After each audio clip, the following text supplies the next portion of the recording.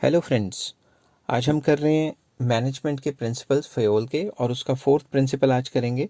तीन प्रिंसिपल्स मैं डिस्कस कर चुका हूँ, जिनका लिंक डिस्क्रिप्शन में आपको मिल जाएगा। पूरी की पूरी प्लेलिस्ट का डिस्क्रिप्शन भी आपको जो लिंक है डिस्क्रिप्शन में मिल जाएगा। चलिए शुरू करते हैं।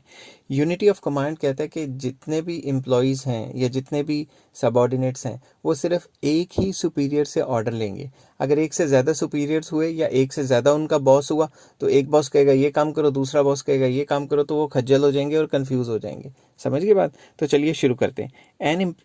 An employee should receive orders from one boss and should be accountable to one superior only, because if he is receiving orders from more than one boss, then he will get confused and will not be able to understand that whose orders must be executed first. अगर दो से ज़्यादा boss होंगे, वो कहेगा इसका काम करूं, उसका काम करूं, किसका काम करूं, कंफ्यूज रहेगा। तो जितने भी एम्प्लॉयज़ हैं उनके सर पे एक ही बॉस होना चाहिए या एक डिपार्टमेंट का एक ही बॉस होना चाहिए, तो वो थोड़ा कन्वीनियंट रहेगा। ठीक है, चलिए आगे चलते हैं और इसके पॉजिटिव इफेक्ट देखते हैं। सबसे पहले नो कन्फ्यूजन। किसी भी एम्प्लॉय के या सबऑर्डिनेट के मन में ये कन्फ्यूजन नहीं होगी किसका ऑर्डर माने, क्योंकि बॉस ही एक है।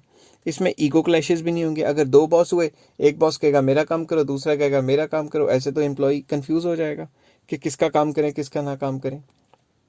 इससे क्या होता है, इट इम्प्रूव्स इफेक्टिवनेस। काम करने की इफेक्टिवनेस बढ़ती है और काम अच्छे तरीके से होता है। अगर ये फॉलो ना किया गया, if not followed, then confusion आ जाएगी। एम्प्लॉय सोचेगा इसका काम करूंगा तो भी गया, उसका काम करूंगा तो भी गया, अगर मगर में ही फंसा रह जाएगा। Number 2, subordinates will get a chance to escape.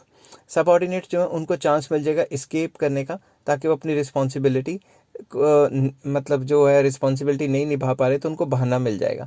For example, एक बॉस कहेगा मेरा काम क्यों नहीं किया, वो कहेगा सर मैं दूसरे बॉस का काम कर रहा था। दूसरा बॉस कहेगा सर मैं पहले बॉस का काम कर रहा था। तो ऐसे दोनों को झूठ मूठ बोल के अपनी रिस्पॉन्सिबिलिटी से बचता रहेगा और मुफ्त की तनख्वाह खाता रहेगा। तीसरा, ईगो क्लैशेस। क्या पता दो बॉस जो सेम लेवल पे हैं वो एक दूसरे से ईगो क्लैशेस पे आ जाए कि भाई मेरी बात मान, मैं सुपीरियर हूँ, मैं इससे अच्छा हूँ। तो ईगो क्लैशेस अगर बॉसेस के बीच में हो गए तो कंपनी की तो तबाही होगी। Fourth point, difficulty in maintaining discipline. तो डिसिप्लिन मेंटेन ही नहीं रहेगा। जो इससे पहले वाला प्रिंसिपल था डिसिप्लिन, डिसिप्लिन मेंटेन कैसे रहेगा जब दो दो बॉसेज हैं और वो अपनी अपनी मनमर्जियाँ चलाई जा रहे हैं। आई होप ये सारी बात आपको समझ आ गई होगी। अगर समझ आ गई तो please like share and subscribe. Take care, have a nice day.